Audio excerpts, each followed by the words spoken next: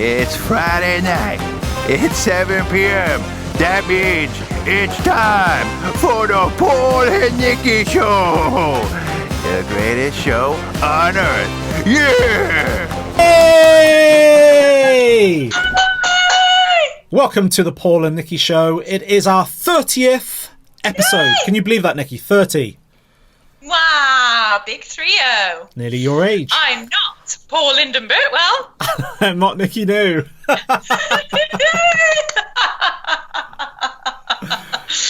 Okay, catch up time. Right? I'm doing well. Yep, doing well. Got my hat on because I couldn't be bothered to do my hair. So that's just it. See that, yeah. That's it's just how I'm rolled easy to do today. that, isn't it? Just shove a hat on when your hair looks a mess and you can't be bothered with it. It's quite easy. Yeah, I've got some like painted tracky bottoms on, just loose tracky bottoms, just baggy top. Just chuck this on my head. Then, yeah, so I've been busy today. I finished my book. Oh wow! Yes, I finished my very first book ever. It's called Your 7 Days to Joy. And so it's a 7-day program where we look at kind of how to live a joy-filled life. Sorry, I just knocked my headphones out. And so that will be kind of coming out soonish. Ah, so, exciting! Yeah, so the first draft is done, just going over the kind of looking over it and kind of correcting things at the moment. So yeah, within the month, hopefully, it'll be out and about. So. Wow! Exciting then. Nice. Yes. Wow. You have to buy lots of copies, Nick. That didn't take very long, did it really? That didn't take that long. Well, 7 chapters, 7 weeks, so yeah, didn't take too long. And then, so I'll have loads of stock for you for Christmas to give one to every single one of your family. And cool. I'll give you a 5% discount on it as well. That's incredible. That's very generous of you. Thank you very much. But also, you've got an exciting interview coming up soon as well. Exciting interviews coming up soon. Would you like to elaborate? I would. So we got Ian McCormack tomorrow morning at a deathly hour of 8 a.m. in the morning, which is just unsightly for me because I don't go to bed till about 4. That's late for me. That's late. I'm used to being up at like 5:30, 6 with Josh, so that's late. So basically, you wake up when I'm going to bed. So yeah, that's kind of how that works. But then the problem is sometimes I don't get to bed till gone too, so I don't get much sleep. So Ian McCormack is tomorrow morning, and this is the guy who was stung by, I think it was 5 box jellyfish, which are the deadliest kind of jellyfish in the world, apparently. And he died, and according to him, he went to hell, and then he went to heaven and saw Jesus, and then came back. And so I'm going to be having an interview with him to discuss what he saw when he died. So I've seen his testimony several times now because I saw it on Revelation TV, and it's probably one of my favourite testimonies. Actually, I think he just seems like a very genuine guy as well, and very humbled, and it's brilliant testimony. So that's really exciting. Yeah, should be good. Should be good stuff. So what about yourself? What have you been up to? Okay. I watched your film that you told me to watch. Which one? I got the Bowfinger. Oh yeah, what do you think of it? Yeah, it's good. It is good. I wouldn't say it's one of my favourites, but it was a good watch. It is quite funny because Steve Martin's quite funny. He's quite comical in Eddie Murphy is good, isn't he? And I think that lady is quite comical in it. I can't remember. Is it Heather something? Oh, the younger girl. Yeah. Oh, Heather. It escapes me. But I can't remember her name, but she's quite funny in it. It's good. It wasn't up there with my Coming to America and Beverly Hills Cops, but yeah, it was a good watch. Give it an 8 out of 10. 7 out of 7? 7 out of 10? Okay. Yeah. And then we had a really nice Chinese for Valentine's Day, so that was nice because the previous Chinese that we ordered was really disappointing, and it was just yuck. Yeah. Whereas this one was like, we're sticking to this one like glue now. Not that we go that often, but when we do, we stick to the same one because it was really super yummy. So that was nice. It's funny, Chineses can be like that though. Some of them can be like really greasy and horrible, and others will be like a lot drier but a lot more flavoursome. So yeah. Oh, well, cool. Well, I think it's time for us to move over to Freaky Facts.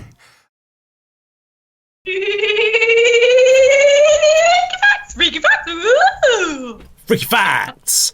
So you got some freaky facts for us this week? Yes, I do. Okay, I've got quite a long freaky fact here. So this is one actually of compliments of my husband. If you could fold a piece of paper in half 42 times, I wouldn't be surprised if you've already read this one yourself. The thickness would be enough to reach the moon. Wow, that is. So if you kept folding, I've tried to fold a piece of paper in half, but you get only so far, and then it just will not fold anymore because it gets so thick, and it's quite quick actually. So but actually, what it's saying is, if you could, it would be so thin. Yeah, it says here a standard sheet of paper is about 0.1 millimeters. So 42 folds would give us this.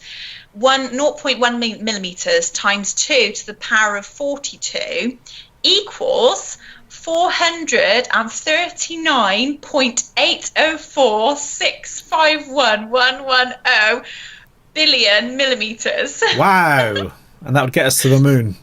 And the moon on average apparently is 384.400 kilometers from the Earth, according to Google.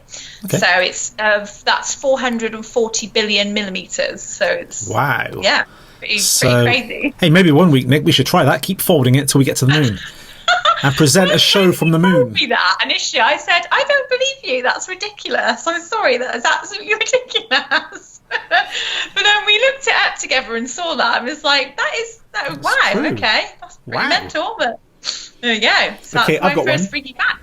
Okay, so did you know that the founder of Match.com, which is a dating website, founder of Match.com, Gary Creeman, lost his girlfriend to a guy she met on Match.com? Oh, no. No, I didn't know. It depends on how nice she was, but he must have been a bit gutted. Wow, okay. I really feel sorry for him. I bet he wishes that he never founded Match.com. Well, I don't know. I think his millions will keep him warm at night now. That's true. And not only that, it kind of reveals that person's true nature anyway. So it's kind of like the true colours come through. So, Well, there you go. That's weird facts. Yeah. Yep. Okay, okay, this is a bit of a gross one. I think you'll probably like this one. A 10-year-old mattress weighs double what it did when it was new due to the debris that it absorbs over time. That debris includes dust mites, their droppings, and decaying bodies. Nice. Mold. Millions of dead skin cells, dandruff, animal and human hair, secretions, excretions, lint, pollen, dust, soil, sand, and a lot of perspiration, which the average person loses at a rate of a quart a day. Wow. Night. Well, I don't usually have nightmares, Nick, at night, but now you've told me that. Mattresses are so uncomfortable as well, aren't they? Like when you first buy them, you lie down on them and they're like, oh, that's so nice. And like 6 months in, it's like, oh, it's like lumpy and bumpy and the spring is stuck in the back of your head. And it's just, apparently, you're supposed to flip them every so many months. Yeah, every couple of months I flip it over. And then not only do you flip it that way, you got to kind of turn it that way as well. So you flip it over and then spin it head to foot. Yeah. Doesn't make a lot of difference, to be honest, but... Yeah, anyway, there we go. So, did you know? Where do you get your mattresses from? I get them from also one with a hippo and the bird on it. What's that? The little yellow bird. Sleep tight or sleep night or whatever, I don't know. Yeah, I know. They're just as rubbish as all the others. Did you know that Iran, the country Iran, arrested 14 squirrels on suspicion of espionage? Spy squirrels. Yeah. So weird. What do they think? They have like little kind of I guess little thick cameras on them. I guess they've been trained to kind of like creep into the buildings, grab a document, and then run back out and scarper. So they arrested 14 of them. Do you know that it's funny you say that? There was this like conspiracy theory going around for a while where somebody had put something up that apparently that they were trying to put little microchip things into like midges. Into flies? Yeah. Not little people. And, like, they would fly around this information. Yeah. I think you may know that person as well that put that up. Okay. Well, it wouldn't put it past them. It wouldn't put it past them if they did that. Okay, did you know that, I'm not sure if we've had this one before, but if we have, I apologise. Can openers were invented 48 years after cans were invented. Oh, okay. So how do people get into the can? Yeah, it's a long time to wait for your beans on toast, isn't it? It's cold toast. It's 48-year-old toast. It's just waiting for some beans. And suddenly finally invents. Yeah, I think in the olden days they used to have a knife, didn't they? They like stick it in and like cut around. Yeah. A lot of them now have the thing on, don't they? The can opener, the little. Oh, so much easier. Like a little tab, like a Coke can or whatever. Right, yeah. Oh, right. Okay. Do you want another one? Yeah, go on in. Okay. I've got some funny ones here, actually. Wearing headphones. Do you wear headphones a lot? No, only when I'm doing interviews. I've got these little ones in at the moment. So what gross thing are you going to tell me about headphones? Wearing headphones for just an hour will increase the bacteria in your ear by 700 times. Oh, no, gross. Yeah, but I've got a hat on, so they can't get in, so it's fine. So you better sort of give them a real good clean afterwards. I'll give them a lick. Oh, gross. Okay, did you know that, this is another one I'm not sure if we've had before, but Charlie Chaplin lost a Charlie Chaplin lookalike contest when he entered it. Oh, that's crazy. Bizarre, isn't it? That is weird. Yeah. Charlie How does Chaplin. that happen? How does that? Strange. Yeah. Right. Have you got any more? I've got one more. One more. Okay. One more? Yeah. Give me it. Okay. Crocodiles and alligators are surprisingly fast on land. Although they are rapid, they are not agile. So if you ever find yourself chased by one, run in a zigzag line and you'll lose him or her every time. So it's just a bit of useful information out there for you guys. If you're ever chased by an alligator or crocodile, go in a zigzag. Well, if he figures out what you're doing, if they carry on in a straight line like this, and you're zigzagging, eventually they're gonna get you, aren't they? So if they're a clever alligator. You know, I have heard that before with other animals, that apparently it just distorts them. It confuses them, whether it sort of confuses, perhaps it's something to do with their vision and like, I don't know, but I have heard that before. I heard if an alligator's coming after you, Nick, you just lie on the floor and play dead, because it won't eat dead meat. I don't try it with the alligator. Great big grizzly after you. I'm sure people wouldn't want to play dead, to be honest. That's what they say. No. Anyway. Okay, we're going over to our next section, which is the Games of Insanity. Yay! Games of Insanity. And I think this week. And once again, Paul gets to have a taste of his own medicine. Before we do that, I've got Mr. Spoonie with me this week. He was feeling cold, so I wrapped him up in this lovely kind of. It's a wallpaper thingy. It's one of those paint rollers. So I wrapped him up in this because he was feeling a little bit chilly today because it's winter. So it's just it's got this nice fur coat on. Okay. It was quite cold, Mr. Spoonie. Spoonie. It was quite cold actually, and then it's sort of funny because it went really, really cold, didn't it? And now it's kind of, I don't know. It seems to have got a bit milder. Yeah, a bit milder. Yeah, it is. Might go for some walks tonight as well, which would be quite nice. Okay, so Games of Insanity, Nick. What have you got for me? 20 questions. It's what? 20 questions. Paul and Nicky Show. There's our merch, folks. There's our merch. You know you want one. You know you want to buy it. Paul and Nicky Show mug. So, 20 questions. 21 questions, isn't it? Okay, 21 questions. Yep. So, let's see if you do a better job than me. Off you go. Now, hold on a second. Is this somebody that I definitely know? Yes. It's not like somebody like Mozart or things like that, right? So it's got to be somebody like current. Because I know what you're like. You're like, I give you such like leeway with these things, like Hulk. It's like the number one thing. Started, and you're making an assumption. I just know you. I know you want to. started. I know you want to win so much that you find the most random historical figure like Genghis Khan, and will give me that. Paranoia. I was impressed because you actually raised your eyebrow. Paranoia. Okay. All right. Here we go then. Is it a man? Is it a man? Sorry? Is it a man? Yes. 1. Wow. Is he American? Yes. 2. Is he a character? Yes. 3. Ooh. Is he a comedy character? No. 4. Is he an action character? Yes. Does he 5. perform martial arts? Yes. 6.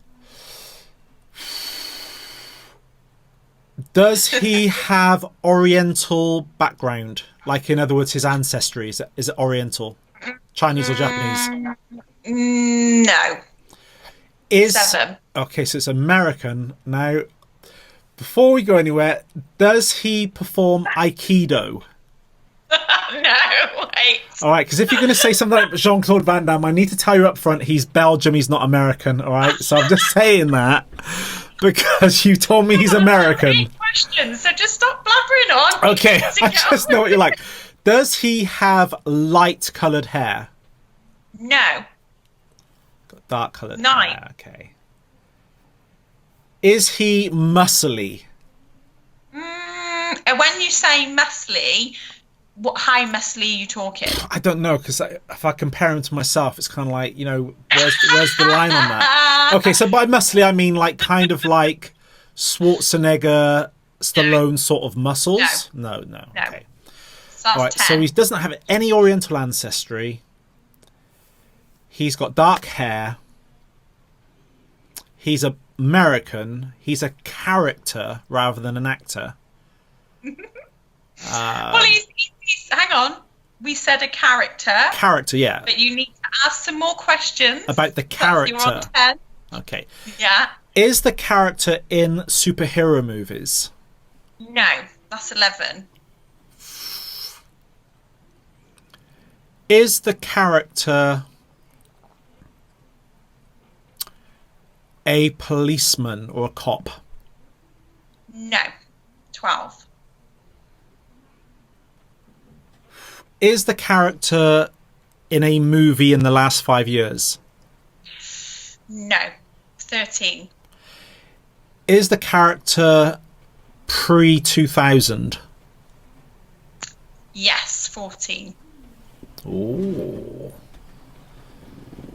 So pre-2000, dark-haired, performs martial arts, not very muscly, and is American, and does not have any Oriental background.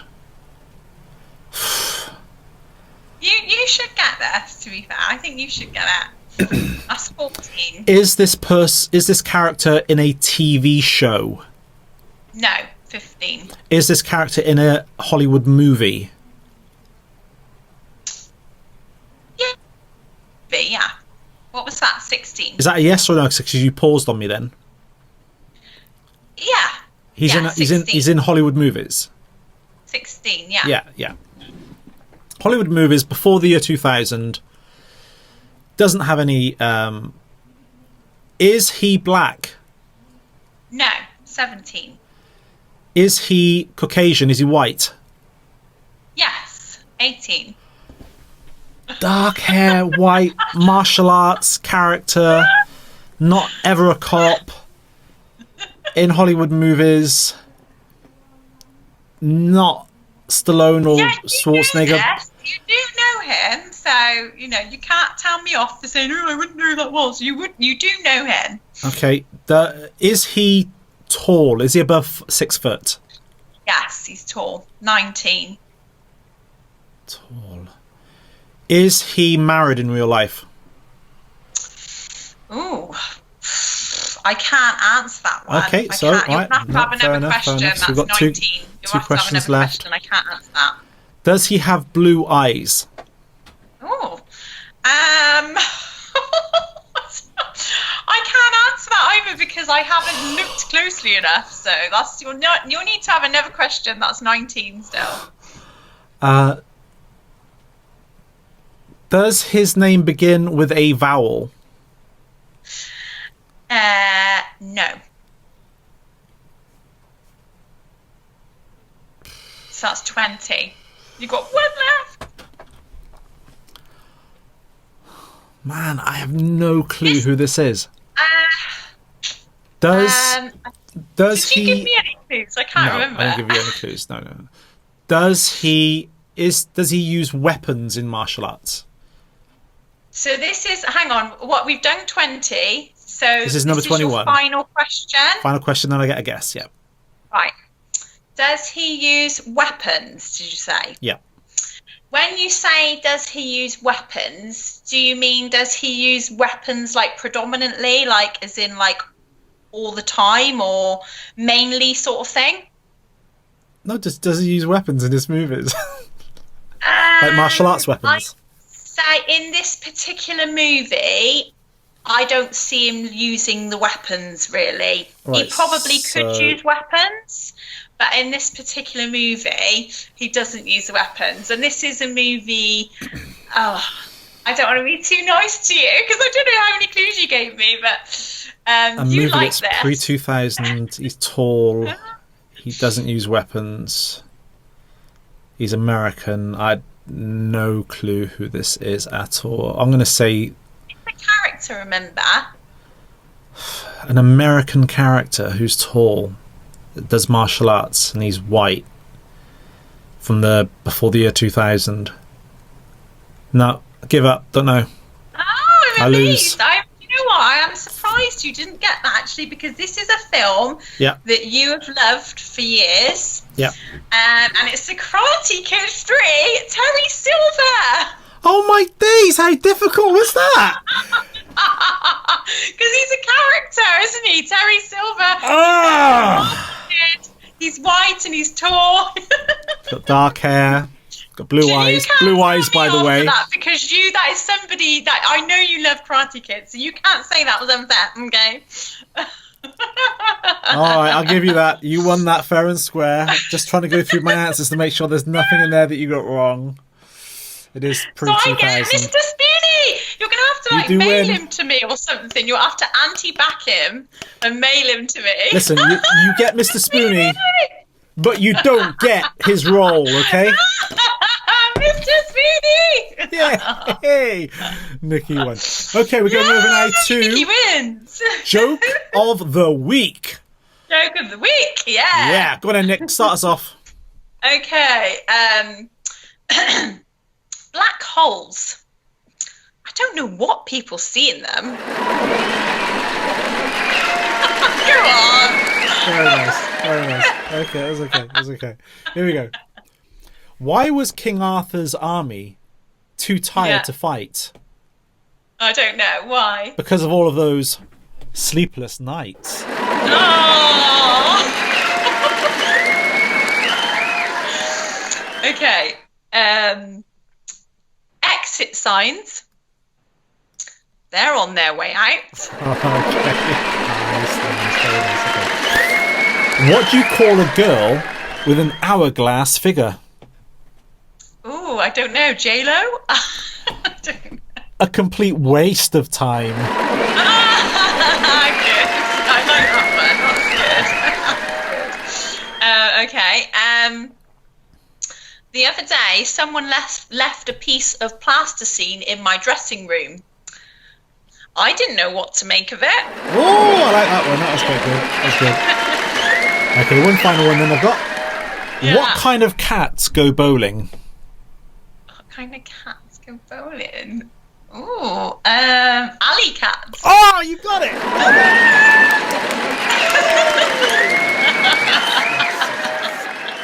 You got one more? Okay, do you want one more from me? We want one more. I saw this bloke chatting up a cheetah. He was trying to pull a fast one. Okay. I think that's it for Joke of the Week. We're going over to our next section, which is... Holy Ghost Gossip. Holy Ghost Gossip! And this week we're going to be asking Paul, how did you come to Christ? Very good question. So I became a follower of Jesus, or a Christian, at the age of 16. And my sister had recently become a Christian, I think a couple of years, 2 or 3 years before me. And she would come home and she would share the message of Jesus. And at that time, I just thought it was absolute nonsense. But then a short while later, a friend of mine called Steve at school, he began to talk to me about Jesus as well. So at school on the way home, my friend Steve would talk to me about Jesus, and then I'd go home and then Kim would talk to me about Jesus. And I just felt that God was ganging up on me a little bit. No matter where I went, somebody was talking to me about Jesus. And I can remember one time that my parents went out shopping and left me in the house by myself. That was quite rare because I usually went with them. And I was in the home by myself, and there was a knock on the front door, and there were these 2 elderly ladies from the Baptist church. And she said, "We've come to talk to you about Jesus." So I felt kind of literally ganged up on by God, that God wanted to kind of tell me about Jesus. And so I really started then at that point to think about it, because so many people were telling me about Jesus. It was kind of weird. It was kind of crazy. I felt that something, I felt that something supernatural was going on for all of these people. Because like for the previous 16 years of my life, I'd never heard of Jesus, apart from maybe at Christmas or something like that. And so I felt kind of hounded by God. But I still wasn't ready to kind of submit my life to God at that point. And it was whilst I was playing football out on a school field in 1992. It was the summer of 1992. We were playing football. And for some reason, we just kind of stopped, and I just looked up at the sky. And that night was like perfectly clear. The sun was setting. It was going down. So the sky was getting darker. And it was late at night, and all the stars had come out. And when I looked at the stars, like the question popped into my mind, like, where did all of this come from? And I just very quickly reasoned. This is why I'm so into kind of apologetics today, because it was apologetics that led me really to faith in God in the end. And I just kind of reasoned in my mind. I thought, well, nothing couldn't have created all of these stars. They didn't just kind of pop into existence one day from nothing. There has to be a cause behind it. And I thought, well, what could the cause of the whole universe be? What could the cause of all life be? What could the cause of everything be? And I just came to the conclusion there has to be a designer or an eternal creator behind all of this. And so with the evidence from the stars, from creation, with the evidence from creation, and with my friend Steve and my sister Kim and these 2 elderly ladies talking to me about Jesus, I just felt that the conviction of the Holy Spirit upon me, the evidence for God, was so overwhelming that one evening I decided to go along to a church youth group. And there was another guy, a different guy called Steve, and he shared the gospel message that evening.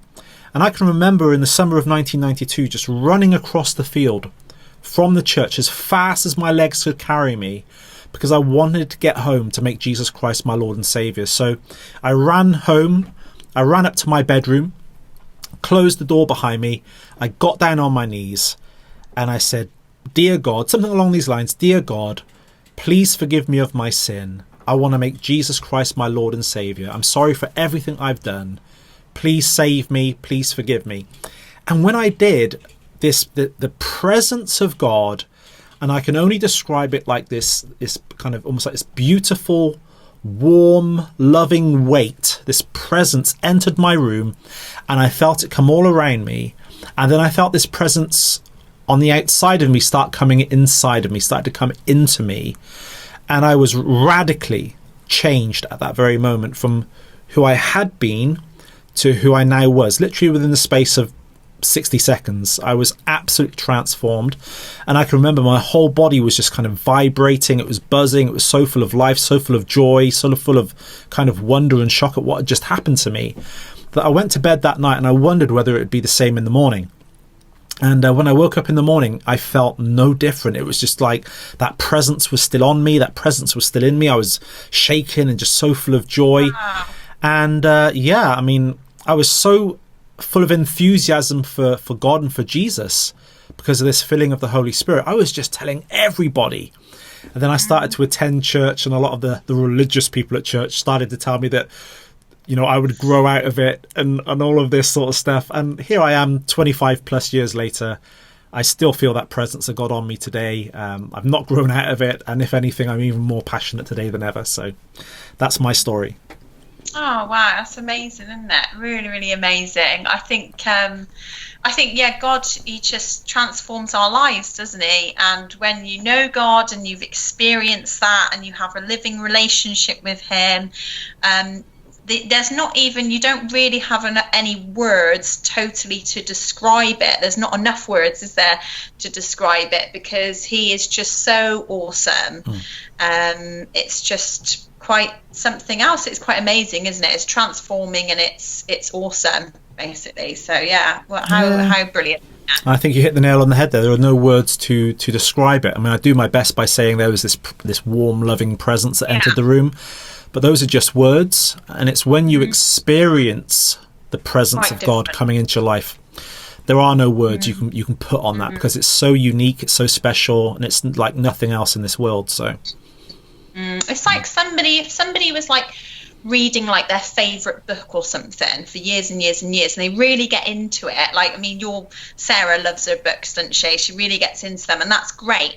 But it's not, even though it's awesome and it's amazing to read this book and you can really get into like a story in that, it's not the same as actually experiencing something in real life, that story. So if that story from that book happened to Sarah then, if you like, or myself or whoever, happens in real life, that's the difference. It's like, it's totally different, isn't it? A physical experience to actually telling somebody about it, about something, or telling somebody about something. It's totally different, and it's amazing, isn't it? So it's brilliant.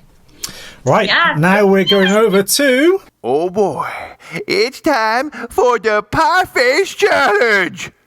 Pie Face Challenge! The Atomic Pie Face Challenge.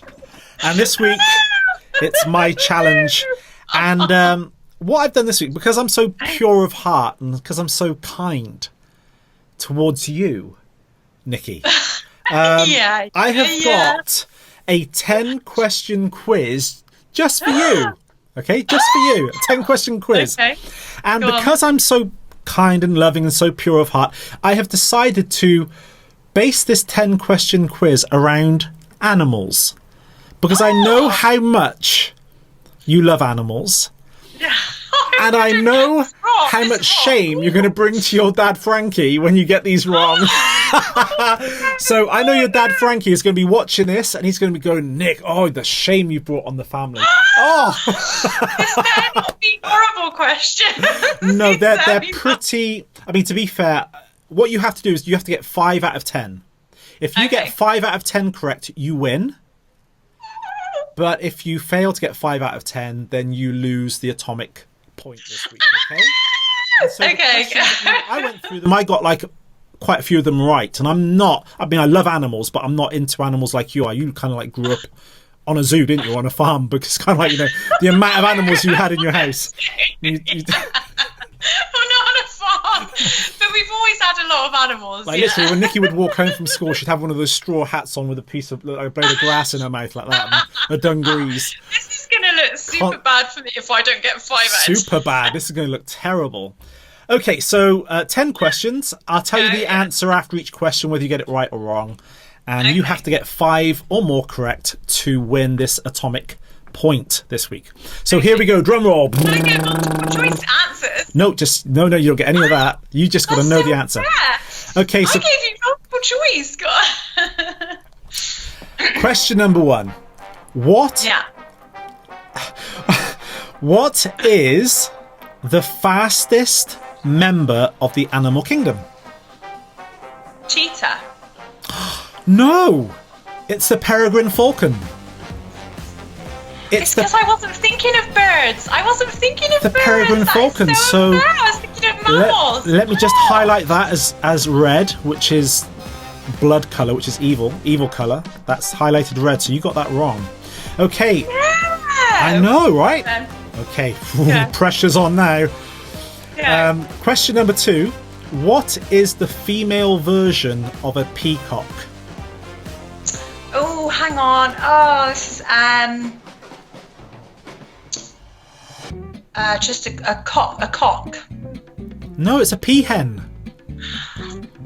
A cock is the male bird. Oh no! I can't believe I got it wrong. Oh, I'm not Frankie, doing I too was joking well. earlier, Oh, Frank, God. but I apologise so much on behalf of your daughter for letting you down the way she's doing tonight. I know that one now, but now you said it, I just thought, hang on, the female version. Oh, I can't believe I just said that. How shamey. Go on. It's shamey that. Okay. Go on. Felis domesticus is Latin for which animal?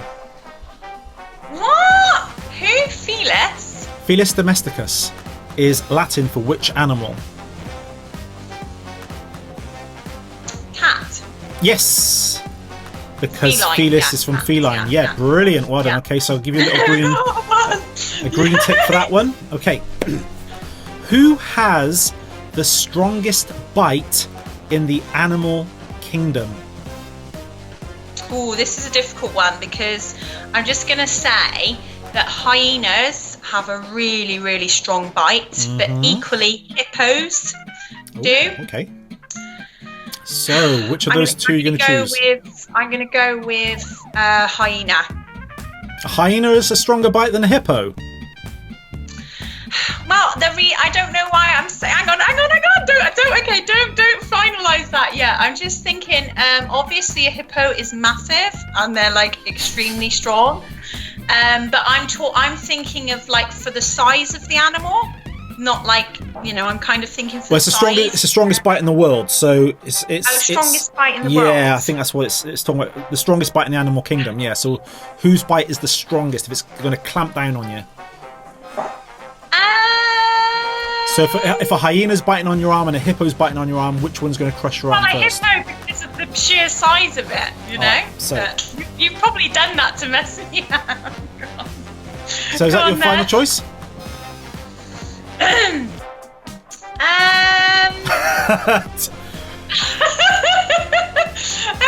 Yeah, go on then. You are wrong. It was the hyena.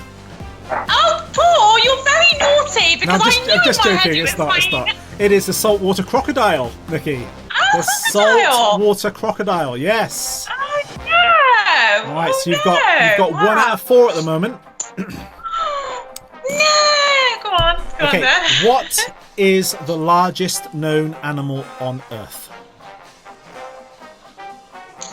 Well, that would be a blue whale.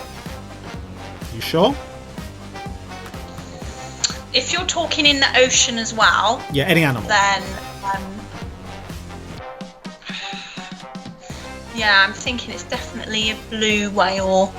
I'm going to go with a blue whale. You are correct. Well done. Yes. Well done. Which are the only birds known to be able to fly backwards? Ooh. Backwards. Wow.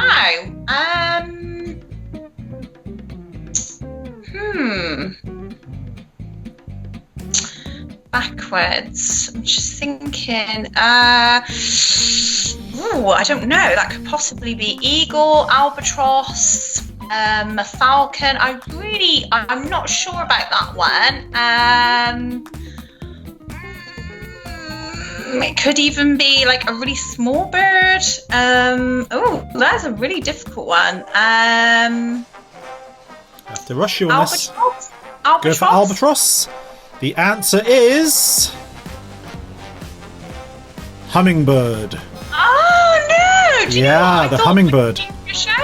In my head, I thought kingfisher, which is kind of similar but not. So, how irritating! Go on. So I thought you had it when you went. I thought you were like doing like a clue because you were humming. right. I thought, oh, she's going to get this.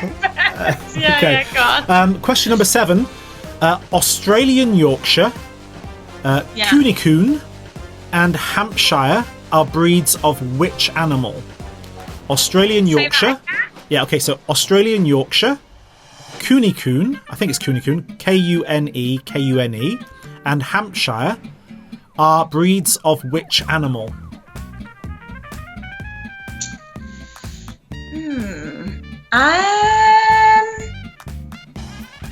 Cooney Coon. I think that's how you pronounce it, or Coon Coon, or Cooney Coon. It's going to be one of those two, Coon Coon or Cooney Coon. Australian Yorkshire and Hampshire.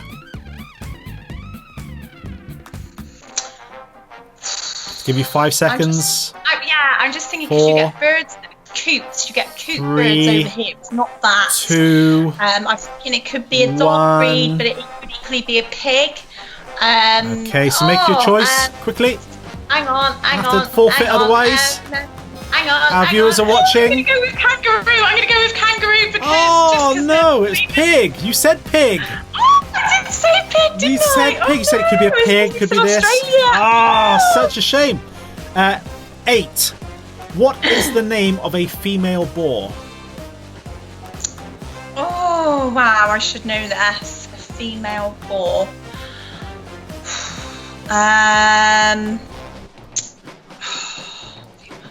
Speed you up, Nick, because we're running out of time. No, I'm finished. No, wait. Female boar. Female boar. So 5, irritating. 4, No, 3, wait. 2, 1. I'm gonna have to forfeit you. Have a guess, quick. Have a guess.